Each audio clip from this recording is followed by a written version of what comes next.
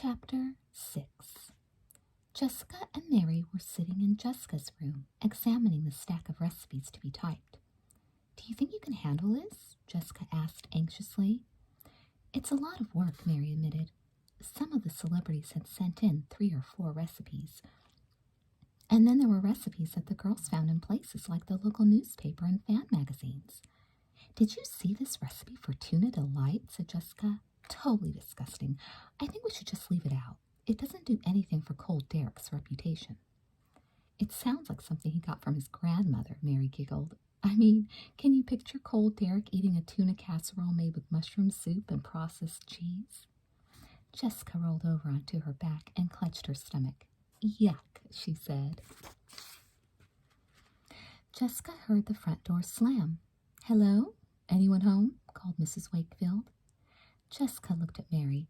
"We're upstairs, Mom," she called. Jessica noticed that ever since she and Mary had made up, Mary had been very different around Mrs. Wakefield. She no longer followed Mrs. Wakefield around the kitchen or helped with the cooking. "Elizabeth still at school?" said Mrs. Wakefield, poking her head into Jessica's room. "I think she went to Amy's," Jessica replied.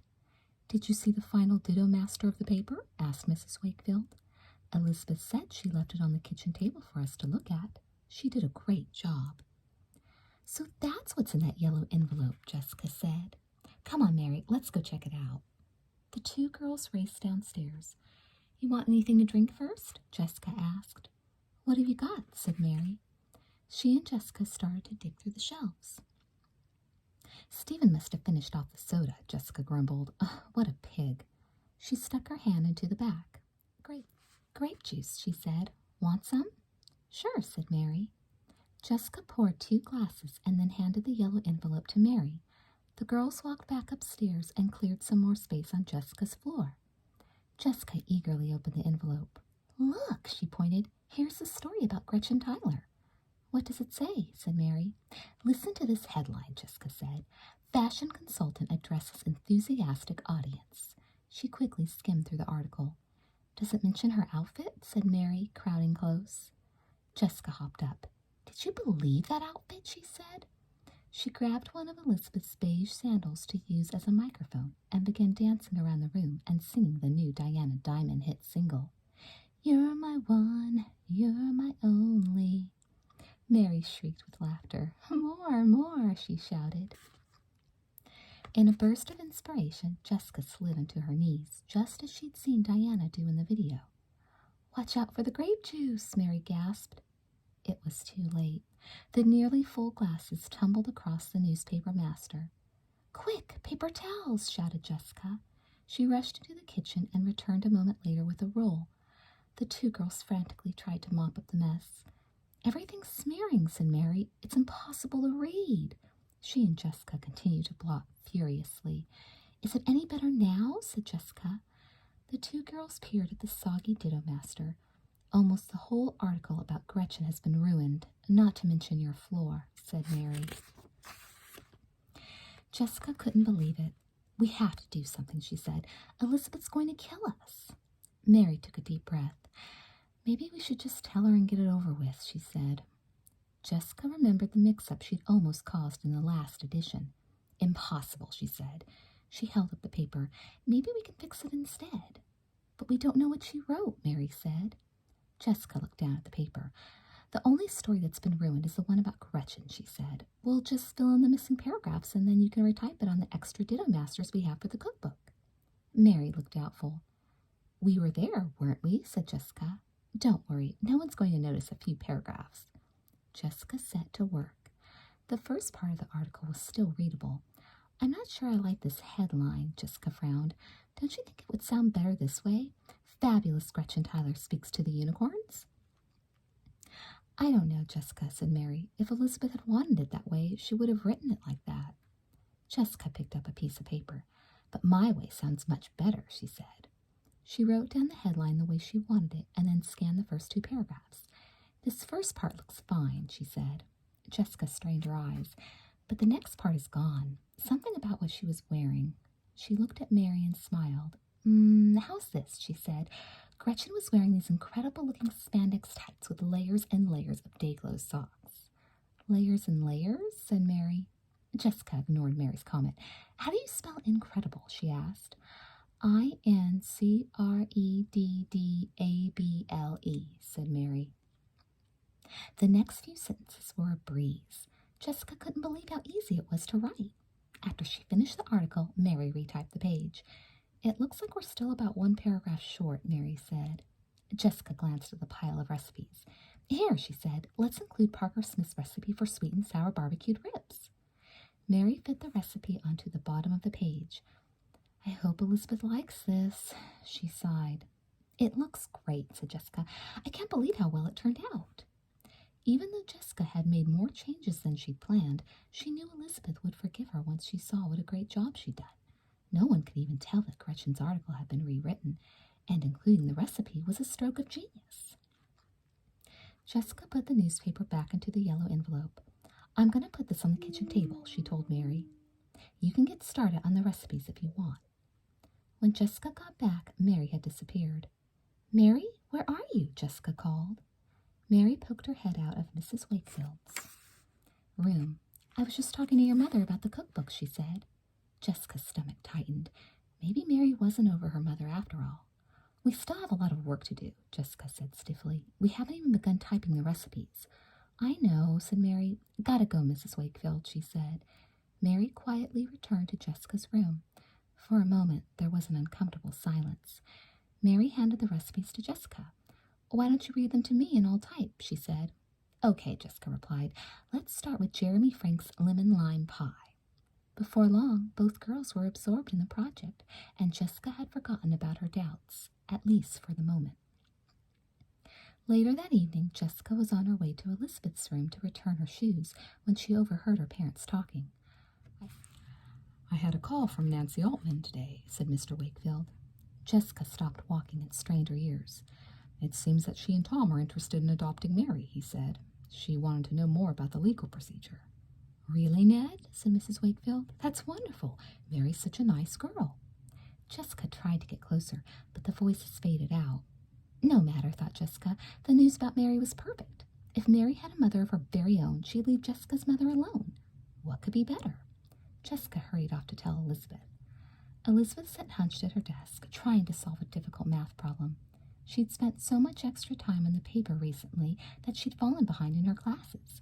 Math was the worst, too. When a student missed a day or two of math, it could take weeks to catch up. Elizabeth heard a knock at the door. Come in, she said. Jessica placed the beige sandals on Elizabeth's desk and grinned. Didn't I tell you I'd take good care of them? She said. Elizabeth stared at the shoes. Jess, you polished them, she said. Of course, Jessica replied. She hoped Elizabeth wouldn't notice the tiny spot of grape juice on the back of the right heel. She managed to cover the rest up with the shoe polish. Jessica remembered her good news. Liz, guess what? She said. I just heard Mom and Dad talking. Dad said that the Altmans want to adopt Mary. Really? Said Elizabeth. That's great. Mary will finally have her own mother. Wait till I tell Leela and Ellen, said Jessica. Maybe we can throw Mary an adoption party or something. Elizabeth paused. Jess, she said, maybe you should wait before you tell anyone. What if it doesn't work out or something? Why shouldn't it work out, said Jessica. The Altmans will make perfect parents. But maybe Mary wants to tell everyone herself, said Elizabeth. Jessica shrugged. I don't see why, she said. Besides, she can't possibly spread the word to everyone all by herself. Elizabeth didn't answer. So how's the paper? Jessica asked, changing the subject. Did you notice that Mary and I put your typewriter back in your room? Is this the new Jessica Wakefield? Elizabeth laughed. First you polish my shoes, and then you actually return my typewriter before I have to ask you to dig it out of your room. Jessica smiled modestly. Mary and I read the newspaper, she said. We really liked it. Elizabeth beamed. You're not just saying that? Jessica shook her head. I thought it was great, she said. When does it get run off? She added. Tomorrow morning, said Elizabeth. I can't wait to see it, said Jessica. That night, as Jessica lay in bed, she thought some more about her parents' conversation. Mary had probably been waiting a long time for someone to adopt her. This was no doubt the best thing that had ever happened to her. Suddenly, Jessica sat straight up. She just thought of a brilliant way to spread the news. She put on her robe and slippers. Quietly, she slipped out of her bedroom and down the stairs.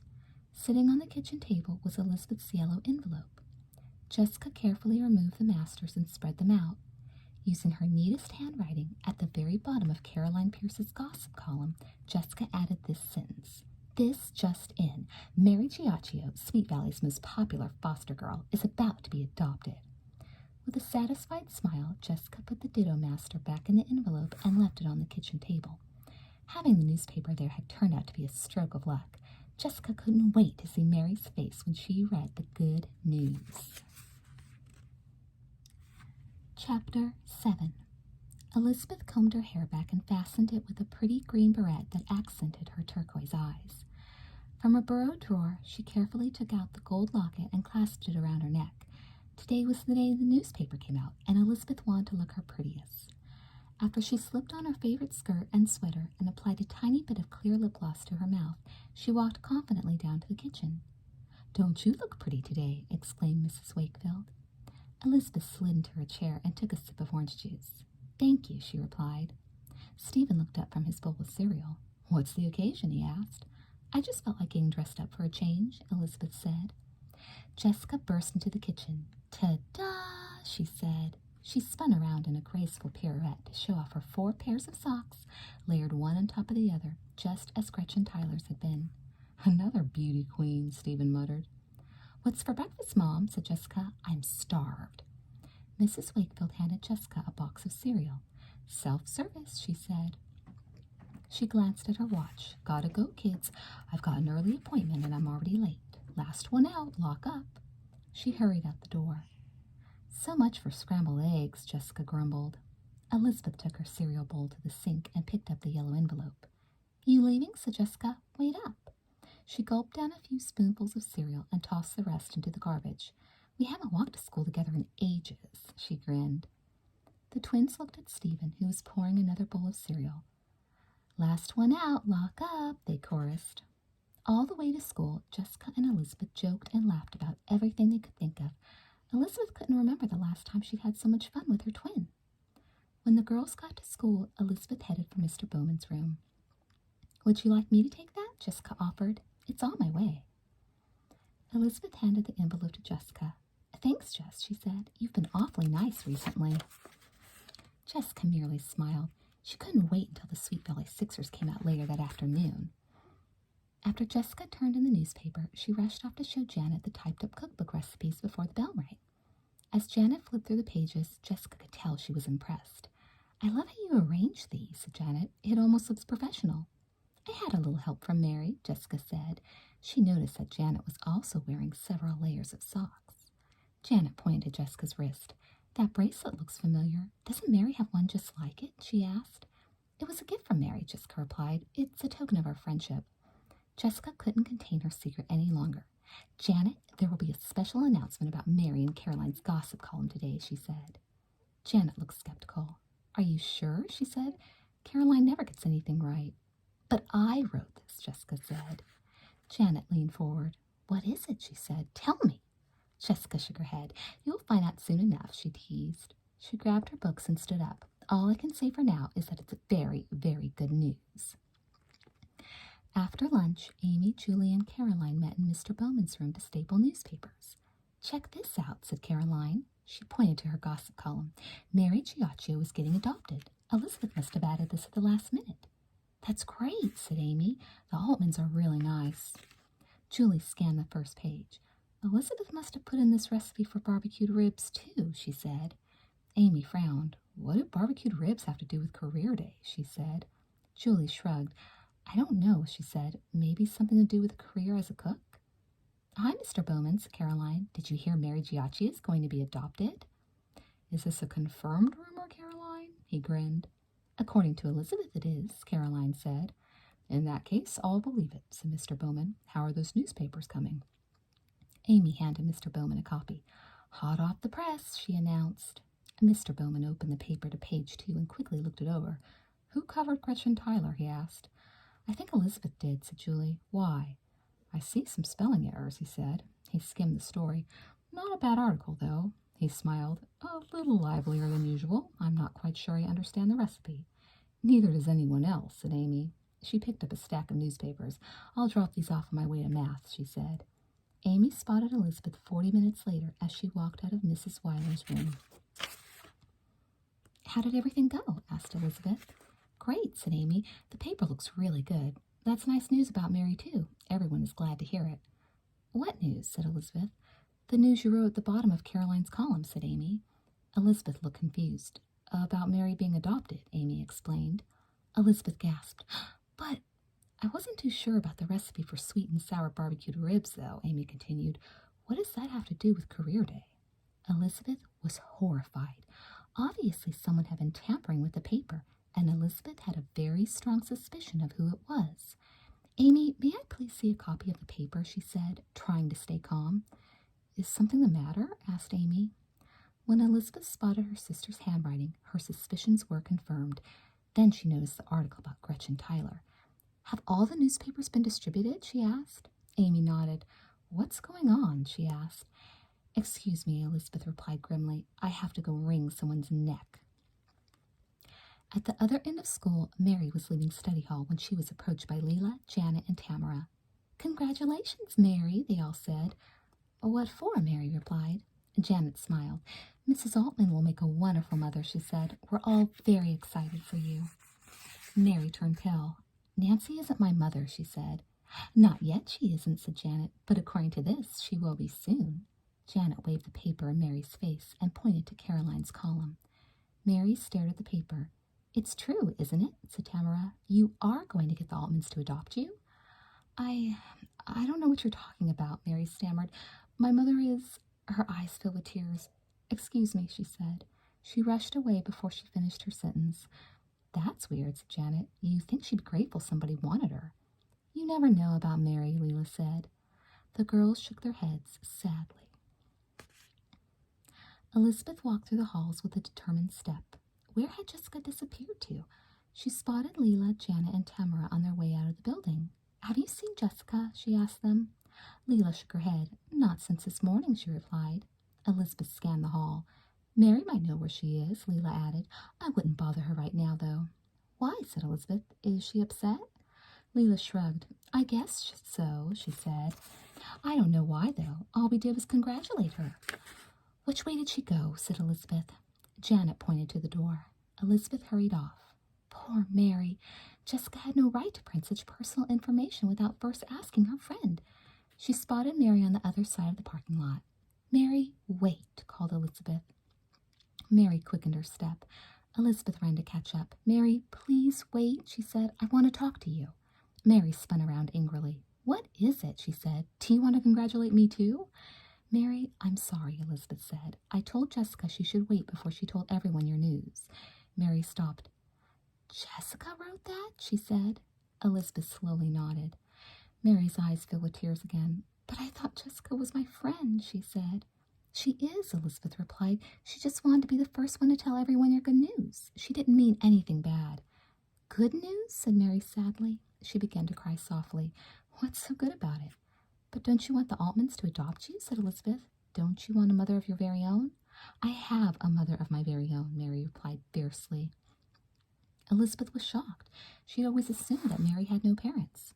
"Where is she, then?" she asked. Mary's shoulders slouched over. "I don't know," she replied sadly. She looked Elizabeth straight in the eye. "But she's looking for me right now. I know she is." "I don't understand," said Elizabeth. Mary's voice quivered. She's... "You can tell me what happened," said Elizabeth gently. "I promise I won't tell anyone." Mary sighed deeply. "When I was 4 years old," she began, "my parents got a divorce. We were living in Baltimore at the time, and Mom decided we should move to California. One day she packed up everything we owned in the car, and we just drove off. We made it as far as Kansas, and then we ran out of money. That's when Mom met Annie." Mary's voice shuddered. "Mom got a job at a restaurant, and Annie was one of the other waitresses," she explained. "I never really liked her. She used to sometimes babysit for me when Mom had to work late. Anyway, after we'd been there for about 6 months, my grandmother in Florida got very sick. My mom had to go take care of her for a while." Mary's eyes filled with tears again. "Mom left me with Annie, and that's—" Mary paused to wipe away a tear. "That's the last time I ever saw my mother," she said sadly. Elizabeth felt awful. "What happened to her?" she said. Mary took out a tissue and blew her nose. Annie told me that she died, she said. She looked up. But I've never really believed that. I know my mom is out there somewhere, and she's looking for me. That's why, her eyes brimmed with more tears, I could never let anyone adopt me. But what happened to Annie? Said Elizabeth. Shortly after my mother left, Annie brought me to California, but I guess I wasn't too much fun for her, Mary said. We were living in this tiny little room with no money, and it seemed like Annie was always working. She used to leave me with her neighbor for days at a time. I hated it. One day she left for work, and she never came back. Elizabeth's eyes widened. You mean she abandoned you? She said. I guess you could call it that, Mary shrugged. Then a really nice lady from the welfare department came and got me and took me to this children's home. It wasn't long before they'd found me a foster home, the first of many. Elizabeth nodded sympathetically. Did you like any of the foster homes? She asked. Some more than others, Mary answered. I especially like the Altmans, she added. But I still think about my mother all the time. Sometimes I dream about her, and she always tells me to wait, that she'll be back to get me one day. Elizabeth wished there was some way she could help Mary. Maybe Mary shouldn't lose this opportunity to have a real home. The two girls stopped in front of the Altmans' house. Mary, don't you think you should change your mind? Said Elizabeth gently. Maybe you won't ever have a chance like this again. Mary shook her head. No, she said firmly. I've made up my mind. I'm going to wait for my real mother. And if she doesn't find me by the time I grow up, then I'll go and look for her. She stared at the Altmans' front door. I told Nancy and Tom that I'd give them my answer this afternoon, she said. They're going to be really disappointed. Would you like me to come with you? Said Elizabeth. Mary shook her head sadly. No, she said. This is something I have to do by myself. She smiled at Elizabeth. Thanks for listening to me, though, she said. I feel much better now that I've talked to someone. Mary turned and started up the front walk. Mary, said Elizabeth. Mary turned back around. If you want to talk to someone later, call me, she said. Mary grinned. Thanks, Elizabeth, she replied. I will. Chapter 8. 20 minutes later, Jessica burst through the door of the Wakefield's house. I'm home, she yelled. The house was silent. Liz, are you here? Shouted Jessica. Out in the backyard, Elizabeth sat quietly in her favorite spot, the thinking seat. The low branch of the old pine tree was where Elizabeth liked to go whenever she wanted to be alone with her thoughts. Elizabeth heard Jessica's calls but wasn't sure she should respond. She still hadn't decided what she wanted to say to her sister. At first, she was angry with Jessica for being so thoughtless, but her conversation with Mary had forced her to calm down and think about everything. She and Jessica had so much to be thankful for. There you are, said Jessica. She pushed her way through the branches. You wouldn't believe what happened to me on the way home. Jess, said Elizabeth, why don't you save it for another time? Jessica looked hurt. Did I do something wrong? She asked. Elizabeth sighed. I had a long talk with Mary this afternoon. She was very upset about what you did. Jessica looked genuinely surprised. Why? She said. Because Mary doesn't want to be adopted, Elizabeth replied. She explained how Mary was hoping that her real mother might one day find her. Jessica sat down next to her sister.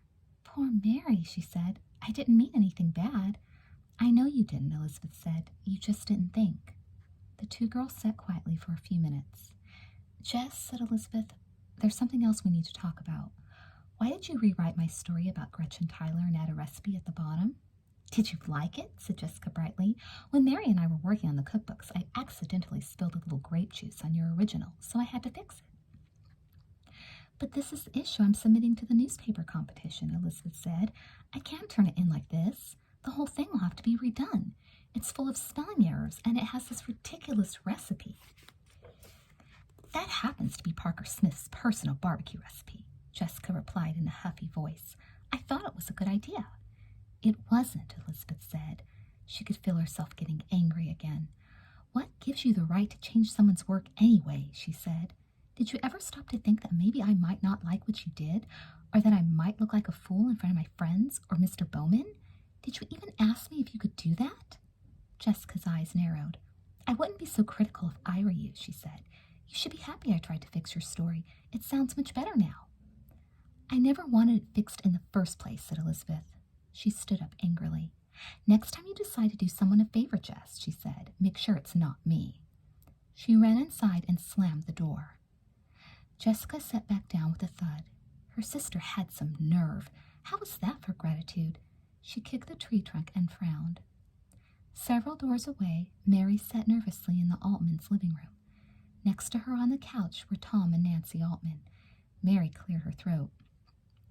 "I've been giving a lot of thought to your offer," she began, "and I know you'd like to have an answer soon." She looked down and fumbled with her ring. She knew how disappointed the Altmans would be. Mary paused. "I want you to know that you're the nicest foster parents I've ever had," she continued. "I really mean that." Mary looked up. "But I can't accept," she said. "I'm still hoping my real mother is alive and that she'll find me." Mr. Altman squeezed his wife's hand. "Mary," he said gently, "it's been 7.5 years since you've seen your mother. Don't you think if she were alive she'd have found you by now?" Mary shook her head stubbornly. "Not necessarily," she said. Mrs. Altman looked at her husband. "Mary, dear," she said, "even the welfare agency agrees that the chances of your mother being alive are very, very slim." Mary thrust out her chin. "It's not true," she said. "I don't believe it." Mrs. Altman sighed and leaned back on the sofa. "Won't you reconsider?" said Mr. Altman. "It would mean so much to Nancy and me to have you as our daughter." Tears filled Mary's eyes. "I can't," she said. "As much as I care for you both, I just can't." Mr. Altman glanced at his wife and then took Mary's hands. "We appreciate your honesty, Mary," he said. "And we certainly understand your feelings," added Mrs. Altman. She looked sadly at her husband. "Tom, I think we should respect Mary's decision." Mr. Altman nodded and let go of Mary's hands. "I suppose you're right," he said. Mrs. Altman put her arm around Mary's shoulder. "Mary, dear, I hope you realize that we love you very much, and if you should change your mind, we'll be here for you." Mary breathed a sigh of relief and then reached over and gave Mrs. Altman a hug. "Thank you for understanding," she whispered, "and I won't forget your offer. It's the nicest offer anyone has ever given me." For the next several days, Elizabeth and Jessica hardly spoke to each other. To make matters worse, Jessica apologized to Mary, so Mary and Jessica were friends again. Elizabeth felt as if somehow she'd come out on the wrong end of everything. It didn't seem fair. The worst part, though, happened when Elizabeth turned in the story about Gretchen Tyler. She had spent several hours trying to reconstruct the story as she'd written it. "What's this?" Mr. Bowman frowned. "I redid the story on Gretchen Tyler," Elizabeth explained. "I realized there were some spelling errors, and I also wanted to change a few other things." Mr. Bowman quickly skimmed the article. "What was wrong with the first version?" he said. "It was awful," Elizabeth replied. "I kind of liked it," he said. "Aside from the spelling mistakes and the recipe at the bottom, I thought it had a nice spunky tone." Elizabeth couldn't believe it. How could he say that?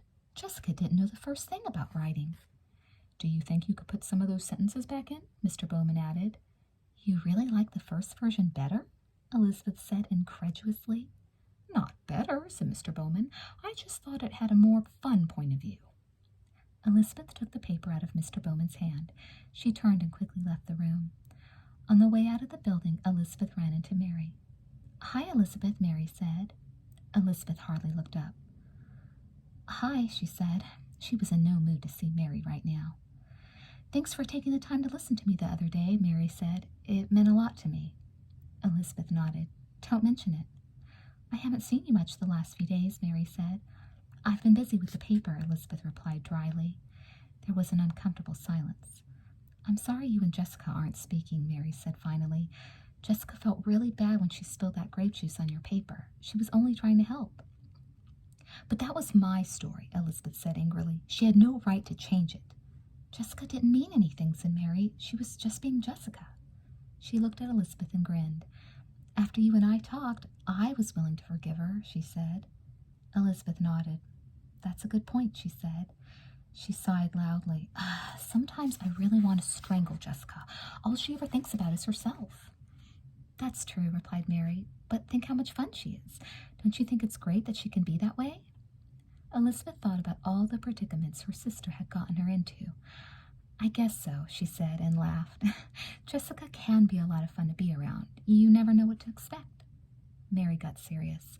"Elizabeth," she said, "there's something I haven't told anyone yet.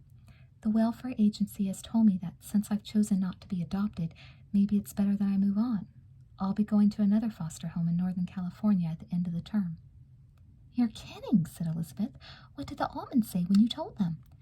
They'd still like me to stay, but the welfare agency thinks it wouldn't be fair to anyone else who might be waiting to be adopted. She smiled sadly. I'm really going to miss you and Jessica, she said. It's always so hard to move on. I really hate it. I never know what kind of family I'll get stuck with next or what to expect. I guess the only thing that keeps me going is the hope that my real mother is still out there looking for me.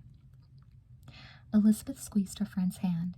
Mary, I hope you find her someday. I do. That evening, as Elizabeth sat at her desk, she thought about her conversation with Mary. It must be so tough for Mary to have to move from place to place all the time. She pulled out a copy of the Sweet Valley Sixers and stared at the article about Gretchen Tyler. What had Mr. Bowman meant about Jessica's version being more fun? She carefully reread the story. Maybe Jessica's description about what Gretchen was wearing was a little more colorful than her own, Elizabeth thought. She took out a pencil and put the sentence back in. Elizabeth looked at the next sentence with a practiced eye. Jessica had the right idea. The words just needed to be rearranged. Before long, the article had been transformed.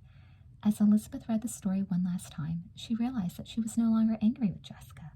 She got up from her desk and tiptoed through the bathroom that connected the girls' rooms. Jessica was lying on her stomach on the floor. She was listening to her Walkman, doing her math homework, and practicing her leg lifts for cheerleading, all at the same time. Elizabeth laughed and grabbed her sister's toe. Jessica rolled onto her back and pulled off the earphones. I was wondering, Elizabeth said, if you'd like to share that ice cream bar that Stephen hid behind the ice machine in the freezer, she asked. Jessica smiled back. Only, she replied with a sly grin, if you don't tell him where I hid the rest of the box. Chapter 9. Elizabeth sat absorbed in a book outside Sweet Valley Middle School.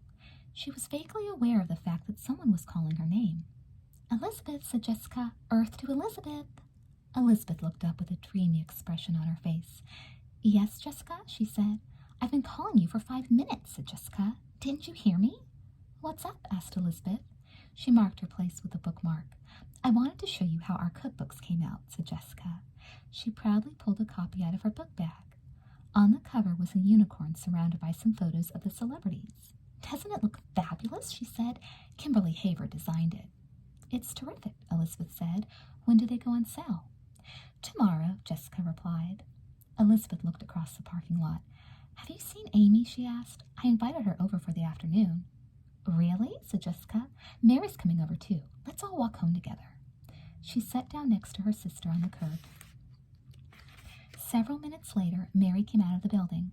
Hi, she said. She turned to Elizabeth. Amy said to tell you she has to stay late for detention. Julie dared her to do a backflip in the library, and she got caught. Great, groaned Jessica. Now we'll be stuck here forever. You go ahead, said Elizabeth. I don't mind waiting. I've got my book. You sure? Said Mary. Elizabeth smiled. She'd rather be reading her book anyway. I'll see you later, she said. A few minutes later, Elizabeth finished the chapter and looked around for Amy. There was still no sign of her. Elizabeth scanned the parking lot. She was surprised to see her mother heading toward her from the other side of the schoolyard. Elizabeth stood up and waved. Hi, Mom, she shouted. Her mother didn't seem to notice her. Is everything okay? She yelled. Mrs. Wakefield continued to walk in her direction. Elizabeth got up and ran toward her mother. Maybe something was wrong. Halfway across the parking lot, she stopped. That wasn't her mother at all. The resemblance, though, was amazing. The woman had the same blonde hair and blue eyes as Mrs. Wakefield. She even wore her hair in a similar style. The strange woman approached Elizabeth. Hello, she said, and smiled. Hello, said Elizabeth. Do you go to school here? The woman asked. Elizabeth looked back at the entrance to the school. Yes, she said. Then you must know Mary Giacchio, the woman said. Elizabeth relaxed. Yes, I do, she said. The woman looked toward the school building. Do you think she's still in school? She said. No, Elizabeth replied. As a matter of fact, she's with my twin sister right now. They're probably at our house. Well, isn't that a coincidence, said the woman. Is there any way you can direct me there? I'm an old friend of the family. Elizabeth hesitated. She knew Mary didn't have any real family. The woman looked slightly flustered. What I meant to say, she said, is that Mary lived with our family for a while. Ah, said Elizabeth. The woman must be one of Mary's former foster parents. She looked up and saw Amy running toward them. Sorry I'm late, Elizabeth, she said breathlessly. Did Mary tell you why I couldn't make it? Elizabeth nodded. This is a friend of Mary's, she gestured. Hello, said Amy. I was just telling her that Mary is at our house with Jessica, Elizabeth continued. She looked at the woman and smiled. We're going there now if you'd like to walk with us. It's not far. That would be very nice, said the woman. I haven't seen Mary in a long time. The three walked together for several minutes in silence. Have you girls known Mary a long time? The woman asked. Ever since she came to live with the Altmans, Elizabeth replied. Are they nice people? Said the woman. They're really great, Amy said. Mrs. Altman runs a catering service. I hadn't heard that, said the woman. Lucky Mary. Does she like school? She's in the Unicorn, said Amy. That's a club made up of the most popular girls in the school. So she's well liked, said the woman. Very, said Elizabeth, and she's not stuck up like a lot of the other unicorns. She's friendly with girls who aren't in the unicorns, too. Like us, Amy said. The woman nodded thoughtfully. Does she seem happy to you? I think so, said Amy suspiciously. She's pretty quiet, so you don't always know what she's thinking. Elizabeth stared at the woman and wondered why she was here. Maybe she also wanted to adopt Mary. Tell me about the Altmans, said the woman. Do they have any other children? Just Mary, said Elizabeth. So she must be very special to them, said the woman. They rounded the corner that led them to the Wakefield's block. That's the Altmans' house, said Elizabeth, pointing. Oh, said the woman wistfully. What a lovely home. Mary must love living there. Here's our house, Elizabeth pointed. Mary is just a few houses away. Amy headed across the lawn. Want me to tell Mary you're here? She asked. The woman froze. No, she said. Elizabeth and Amy stopped. But I thought you wanted to see her, said Amy. I'm not sure anymore, stammered the woman. She may not remember me. It's been a long time. Elizabeth looked at Amy. What was it about this woman that was so strange? Why was she hesitating? Elizabeth had a sudden horrible feeling. Is your name Annie? She demanded. The woman turned pale. No, she whispered. Elizabeth gasped. Suddenly it was all clear. You're Mary's mother, she said. Tears welled up in the woman's eyes. She nodded. I can't believe I finally found her. All these years of searching, hoping. Elizabeth couldn't believe it either. Mary was right. Her mother had been looking for her, and no wonder Mary liked to spend time with Mrs. Wakefield. She and Mary's mother looked like sisters. Don't you want to go inside? Said Amy. The woman hesitated. She's really happy here in Sweet Valley, isn't she? She said. Maybe it's wrong of me to try to come back into her life now that she's finally found a good home. Elizabeth took a deep breath. Now was her chance. I don't think so, she said. Mary's mother and Amy looked at her in surprise. Mary is doing okay here, and she has friends and all that, but she's not happy, she said firmly. Elizabeth looked directly at Mary's mother. She wishes she had her real mother back, she said. Are you sure? Said Mary's mother. I thought the Altmans were going to adopt her. Elizabeth shook her head. The Altmans would like to adopt her, but Mary turned them down. I don't understand, said Mary's mother. Elizabeth explained how Mary had told her that she was convinced her mother was still alive. She even dreams about you, Elizabeth said. And in her dream, you always tell her to wait because one day you're going to find her. I had no idea, Mary's mother said softly. It's true, said Elizabeth. More than anything in the world, Mary wants her real mother back. Mary's mother looked toward the Wakefield house. Now are you going inside? Said Amy. Elizabeth took Mary's mother gently by the elbow. Come on, she said. Mary's been waiting for this for a long time. Amy, Elizabeth, and Mary's mother hurried up the front walk. I'll ring the doorbell, Amy volunteered. Jessica and Mary were upstairs, trying on clothes in Jessica's room when the doorbell rang. Stephen, yelled Jessica, would you please get the door? Stephen walked past Jessica's room. No, he grinned, you're just as close as I am. I thought you were in the kitchen, Jessica grumbled. I'll get it, said Mary. The doorbell rang again. Will someone please answer the door? Mrs. Wakefield shouted from her bedroom. Mary hurried down the stairs. Coming, she yelled. She pulled the door open. Mary, said her mother. Mary stood very still and stared. Mary, Mary, do you know who I am? Said her mother. Mary's face slowly changed from one of uncertainty to one of recognition. Mom, she whispered. Mary's mother held out her arms, and Mary fell into them in a tearful heap. Oh, Mom, she sobbed, you finally found me. Chapter 10. Jessica was aware of a lot of commotion in the front hall. "What's going on?" she yelled. When she didn't get an answer, she looked down the stairs. At first, she thought she saw her mother hug Mary. Then she saw Elizabeth hug Mary, Mary hug Amy, and Amy hug Elizabeth. Jessica became even more confused when her real mother emerged from the bedroom. "Is someone here?" asked Mrs. Wakefield, coming to the top of the stairs. Elizabeth signaled to her mother and Jessica. "Mom, Jessica," she said, "I'd like you to meet Mary's mother, her real mother." Jessica did a double take. "Are you serious?" she said. Mary's mother put out her hand. "Andrea Robinson," she replied. "You must be Elizabeth's twin." Mrs. Wakefield was amazed. "I wasn't aware that Mary had a mother," she said. Mrs. Robinson looked at her daughter and smiled. "Mary was taken from me 7.5 years ago," she said. "I've been looking for her ever since." "You mean she was kidnapped?" asked Amy. Mrs. Robinson nodded and gave Mary another hug. "It's all behind us now," she said. There was an awkward pause in the conversation.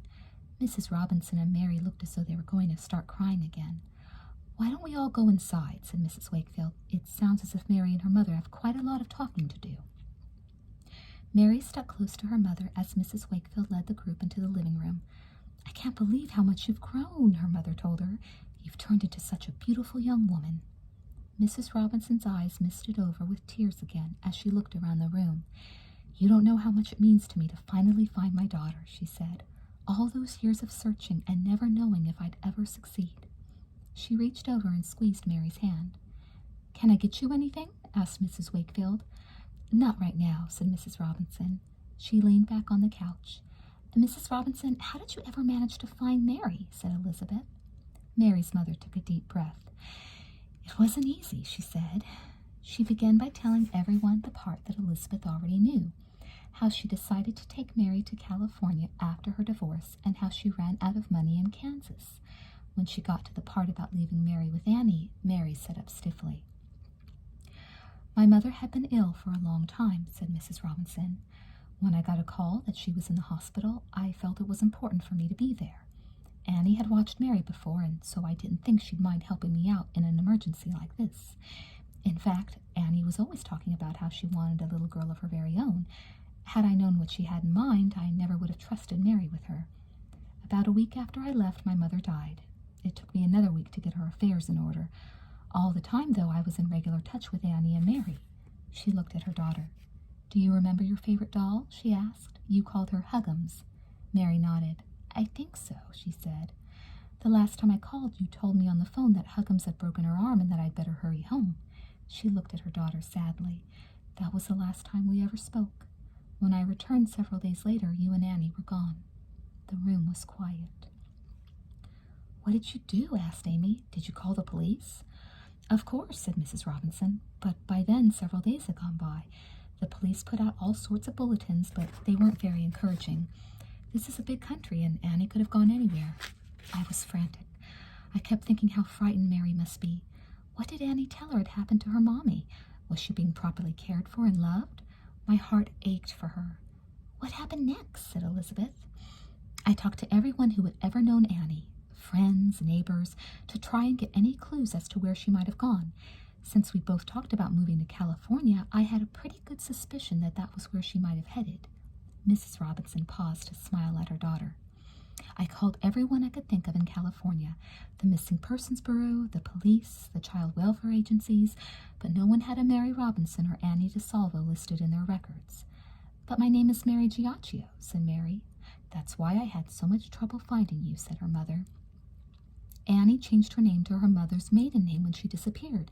She became Annie Giacchio, and you were Mary Giacchio. Your real name is Mary Elizabeth Robinson." Mary said her name out loud. "It's beautiful," she said, "and now I'll have it back." "Tell us how you finally found Mary," said Amy. Mrs. Robinson continued. "After I called all the local agencies and got nowhere, I decided my best bet was to move to California. That wasn't so easy, though. I had to work another 6 months in the restaurant to earn enough money." Mrs. Robinson sighed. "Those 6 months were probably the lowest point in my life. I'd been so accustomed to the noise and commotion of an active, happy 4-year-old. Now I'd work a 10 or 12-hour shift and come home to a silent, empty apartment. It was the worst sort of loneliness. Mrs. Robinson turned to her daughter. For a long time I left your room just as it was, she told her. I couldn't even bear to pack up your things because that would mean I'd accepted your disappearance. Even after I'd been in California for several years, I still had all the boxes with your clothes and toys in them. By then I knew you'd long outgrown them. Anyway, when I finally had enough money saved, I moved to the West Coast and found a small apartment in Los Angeles. I took a job as a secretary. The money wasn't so good, but the office was very quiet, so I had plenty of time to make phone calls. Mrs. Robinson wiped her eyes and put her arm around her daughter. As the time began to pass, so did my hope. Each year on your birthday, I would buy you a card and a gift, hoping that wherever you were, you knew that your mother still cared desperately for you. I even wrote to your father, hoping he could do something. You know where my father is? Said Mary. Of course, said Mrs. Robinson. He lives in Baltimore with his second wife. You have 2 little stepbrothers, too. Mary looked at her mother in amazement. Your father's going to be thrilled that we finally found you. After I wrote to him about your disappearance, he and his wife were very concerned and very supportive. Wow, said Jessica. This is a really exciting story. I feel like we're in a movie or something. What finally enabled you to find Mary? Said Mrs. Wakefield. If Annie had changed her name, wasn't it virtually impossible? Mrs. Robinson nodded. I had a strong suspicion that that was what happened, she said. I wasn't even sure Annie still had Mary with her, but I knew that if I could somehow find Annie, I'd find Mary. Anyway, last Wednesday, Annie was arrested in Northern California for shoplifting. When they ran a background check on her, they discovered that her real last name was DeSalvo, and that she was wanted in Kansas on kidnapping charges. But Annie claimed that she'd never heard of Mary Robinson, and a search warrant revealed that she had no children living with her. Fortunately, a very quick-thinking police officer decided to see if a Mary Giacchio was listed with the State Welfare Agency. Mrs. Robinson squeezed her daughter's hand. She was. I'll never forget the phone call from the police telling me that my daughter had been found. Oh, my poor little girl, she said, turning to Mary. It must have been very difficult for you, wasn't it? Mary nodded sadly. Annie told me that you died, but I never believed her. I just knew you were looking for me. Mary, said her mother, do you still have the little gold and silver bracelet I gave you when you were a baby? Mary gasped. You gave me that? She said. Her mother nodded. It belonged to me as a girl. Mary's eyes started to fill with tears. But I gave it. Of course she still has it, Elizabeth interrupted loudly. She poked Jessica in the ribs. Right, Jess? Jessica sat up. It was obvious what Elizabeth expected of her. She carefully took the bracelet off her wrist and handed it to Mary. Mary loaned this to me for a while, she explained. Mary gratefully slid the bracelet back on. The welfare agency has told me that the Altmans would like to adopt Mary, said Mrs. Robinson. Mary started to interrupt, but Elizabeth told me that she'd turned them down because she was still hoping that I'd find her, she continued. Jessica stared at her sister and wondered where she'd gotten all this information. Do you live far from here? Asked Mrs. Wakefield. In a small town about 2.5 hours from Sweet Valley, Mrs. Robinson replied. My boss let me have the day off when I told him I'd found my daughter. Sweet Valley is a lovely place. She turned to her daughter. I'm afraid Rushmore isn't quite as nice, she said. You're welcome to stay here tonight if you'd like, said Mrs. Wakefield. Mrs. Robinson smiled. That's very kind, she said. Jessica was still staring at Elizabeth and marveling at the latest turn of events. What about the Altmans? She suddenly asked. Do they know that Mary's real mother found her? I was hoping to visit with them next, said Mrs. Robinson. There's just so much catching up to do. Her voice trailed off. Mrs. Wakefield stood up briskly. Girls, she said, why don't we let Mary and her mother spend some time alone getting reacquainted? Perhaps they'd also like to go see the Altmans now. But it was just getting good, Jessica protested. Mrs. Wakefield gave Jessica a meaningful look. Jessica, Elizabeth, and Amy stood up reluctantly. We'll see you later, Mary, said Elizabeth. The door closed, and Mary shyly faced her mother. She suddenly realized that the person she had fantasized about for so long was actually sitting next to her, and they didn't know the first thing about each other. We have a lot of talking to do, don't we? Said her mother. Mary nodded. Do you think maybe we should go over and speak to the Altmans soon? Mrs. Robinson asked. I guess so, said Mary. It occurred to her that her mother was feeling as shy as she was. There was an awkward pause. Do you still like to eat chocolate ice cream? Mrs. Robinson blurted. Mary looked at her with surprise. I love chocolate ice cream, she said. How did you know? Once when you were a little girl, I thought you were napping in your bed. Instead, you had sneaked into the kitchen, pulled a chair over to the freezer, and taken out the chocolate ice cream. By the time I found you, the ice cream carton was empty, and you were sound asleep on the kitchen floor. Mary laughed. Really, Mom? She said. At the word Mom, she stopped short. She repeated the word softly. Mom. The tears welled up in both their eyes. That sounds good, said Mrs. Robinson. I didn't think I'd ever hear that word again. She gave her daughter an affectionate squeeze and stood up. Come on, Mary, she said. Why don't you introduce me to the Altmans? Chapter 11.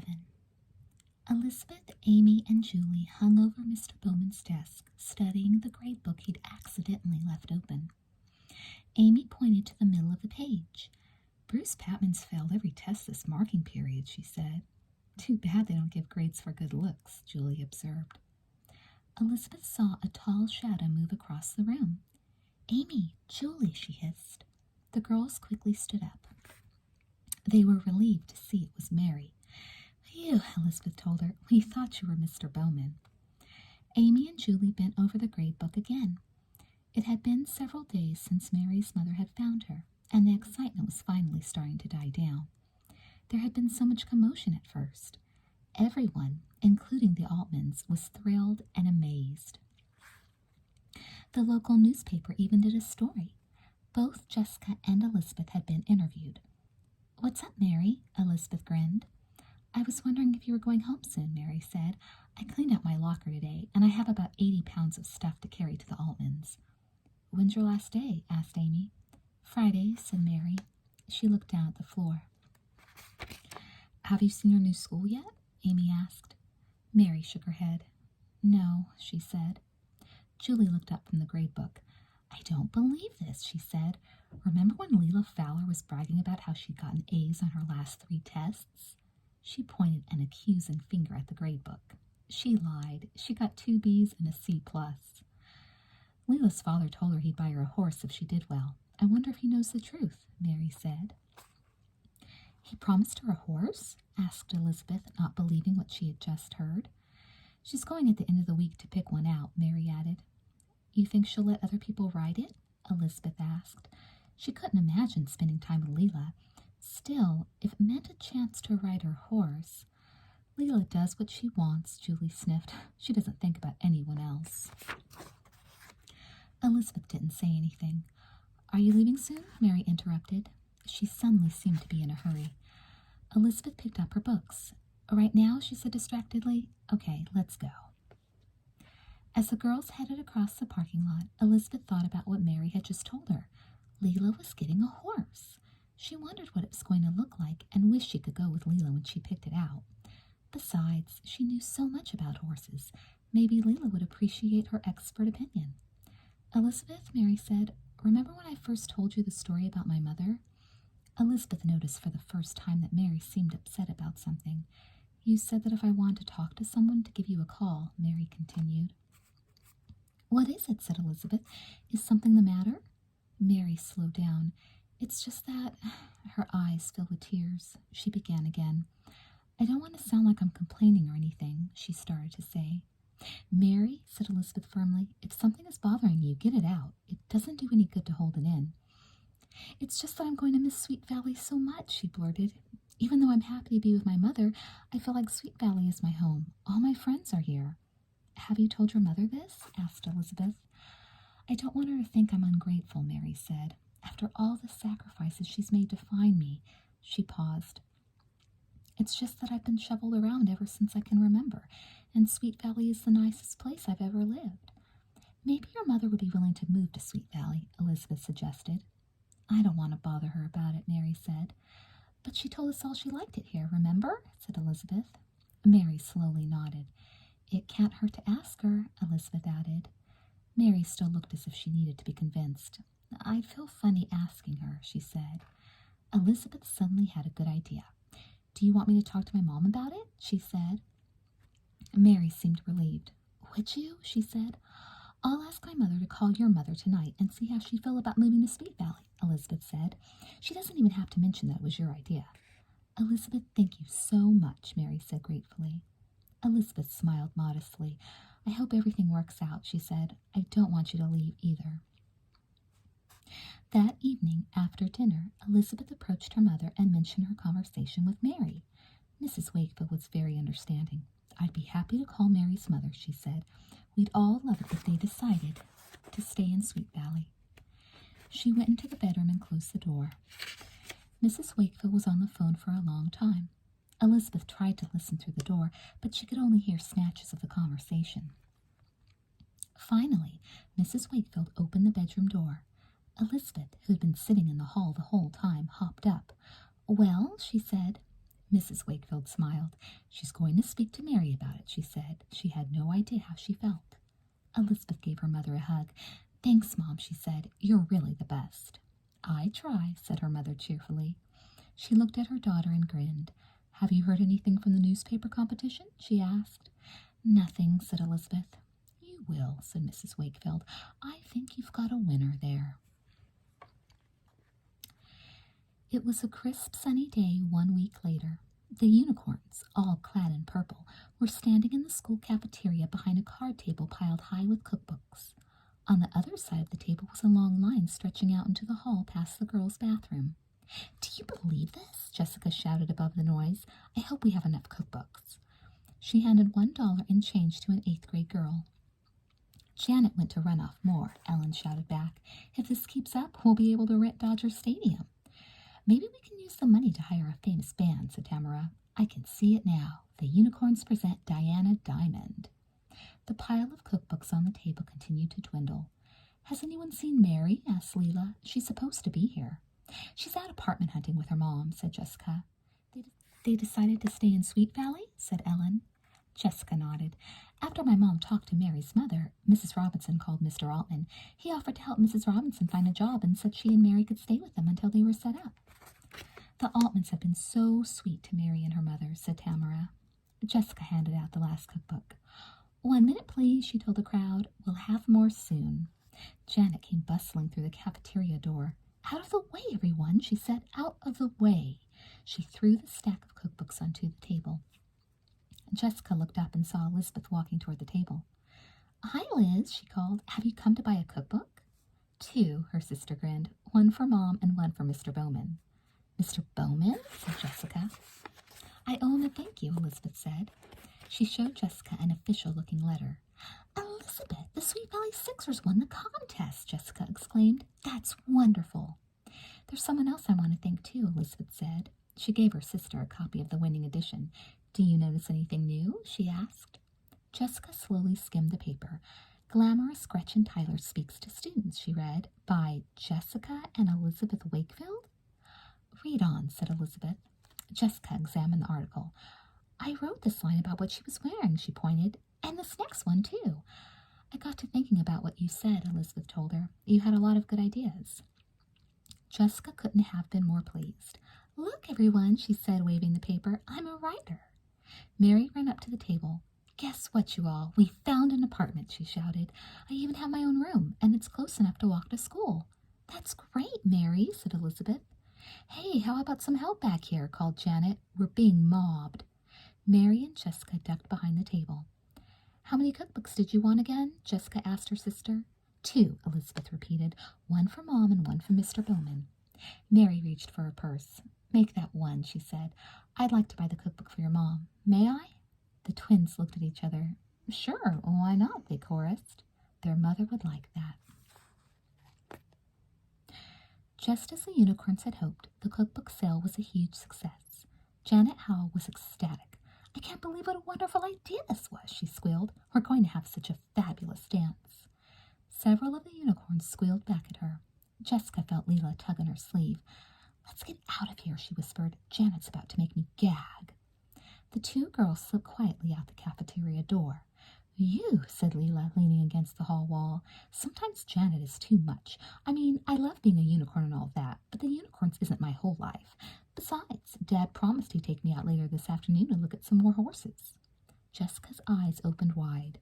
Are you really getting a horse? She said. I've already looked at a few, Leela answered. I can't decide which one I want, though. Where will you keep it? Asked Jessica. At a stable, silly, Leela answered. But who's going to feed it and clean the stall? Said Jessica. Leela turned up her nose. Not me, she shuddered. All that stuff is included in the price. But don't you have to exercise it? Said Jessica. A horse has to be exercised every day. It does? Said Leela. Jessica nodded solemnly. Exercised and brushed, she said. The brushing takes at least 30 minutes, and then there's all the equipment that needs to be cleaned and polished. Jessica paused. I guess we won't be seeing you too much anymore. Leela stared at Jessica. I think all those things are included, she said. I'd check if I were you, said Jessica with a knowing look. Since when do you know so much about horses? Said Leela. Elizabeth wanted to buy one, Jessica explained. Mom said it was too expensive, and then explained why they take up so much time. There was an awkward pause in the conversation. Maybe you should call Elizabeth, said Jessica in her most helpful voice. She knows everything about horses. I'll think about it, Leela sniffed. She turned abruptly and headed up the street toward her house. See you tomorrow, Jessica called. Leela turned around with a funny look on her face. Did you say when Elizabeth will be home? She asked. Soon, probably, Jessica replied. Maybe I'll give her a call, said Leela. She tossed back her hair and continued up the street. Jessica had a strange feeling in her stomach as she watched Leela disappear. Why did Leela want a horse if she didn't really care that much about them? Jessica shook her head and then turned toward home. She sure hoped Leela knew what she was getting into. Will owning a horse be more than Leela Fowler can handle? Find out in Sweet Valley Twins number 8, First Place.